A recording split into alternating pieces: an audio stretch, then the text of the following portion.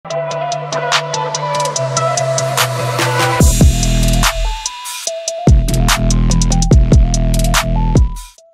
up mga ka-TSP at welcome sa isang bagong video kung saan titingnan lang natin itong bagong Speed 1 floater. Fresh na fresh ngayong February, kung sulit nga ba ito. Starting from 11,500 pesos SRP. So ito na nga ang latest na frame ng Speed 1. Ito yung kanilang trail offering. So nasa gitna siya ng Commander at ng Defender. Baka nagtataka kayo, hindi ba lahat na mountain bike pwedeng ipang trail? Bakit mo sinasabi na ito ang trail bike offering ng Speed 1? Meron kasing apat na main classifications ng mga mountain bike. Meron yung mga cross-country bikes na may front and rear travel between 100 to 120 mil. Yung mga trail bikes na may 130 to 150 mil. Meron yung mga enduro bikes na 150 to 180 mil. At meron din yung mga downhill bikes na may 200 mil. Bukod dun ay meron pa yung all-mountain na nasa gitna ng trail at enduro. At yung super enduro, freeride, or park bikes na nasa gitna ng enduro at downhill na categories. So itong floater ay kabilang sa trail bike category na bagay sa mga tinidor tulad ng RockShox Spike, Fox 34, RockShox Revelation, etc. Bukod dun ay pwede mong salpakan ng plus tires itong floater. Kaya niya mag-support hanggang 27.5 by 2.8 at 29 by 2.5 inches.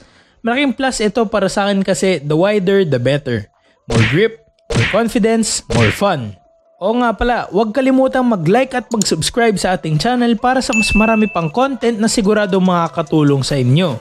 Geometry. Meron itong head tube angle ng 67 degrees, seat tube angle na 73 degrees, wheelbase na 1182 mil, chainstay na 480 mil at reach na 432 mil. Pasok na pasok pa rin ito sa modern trail bike standards. Kung titingnan natin compared sa mga lumang frames ng Speed 1, may improvement na makikita dito sa floater.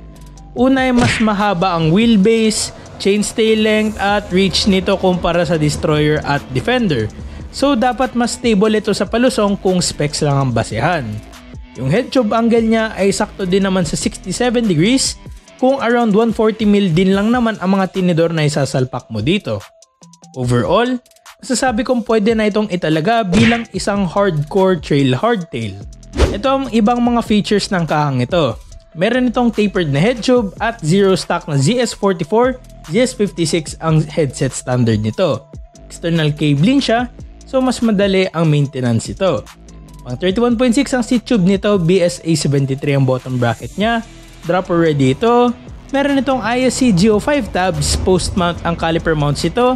At 12x148 boost through axle ang rear axle standard nito. Weight baka mo? Karamihan ng pambaraga na kaha ay nasa 2 kg mahigit. Pero ito, 1.8 kg lang. Magana din yun para sa isang hardcore na hardtail. So sulit nga ba ito sa halagang 11,500 pesos? Para sa features niya, sulit na sulit ito. Una, lahat ng features na mahanap mo sa modern trail bikes ay andito na sa floater. Dropper compatibility, IC Geo5 tabs. Ito at ang pinakamurang frame ngayon na may ganitong features. Pangalawa ay up to standards pa rin ang geometry niya. Pambaragan, di kabigatan at pwedeng salpakan na mahabang tinidor. Pangatlo, pwede ang plus size tires dito so ayos yun. Ang problema lang naman siguro dito ay yung forma niya. Kasi kung tatanggalin mo nga naman yung mga decals nito, para lang siyang normal na hardtail frame na sinalpakan ng Truax, IC Geo5 at dropper grommets. Pero kung pambaraga na kahanga ang habol ninyo, mas mahalaga pa rin naman ang geometry ng bibilhin mo. And with that said, thank you mga ka-TSP for watching. Don't forget to like and subscribe to this channel for more informative content. Sana may natutunan kayong bago. God bless mga ka-TSP. Peace out.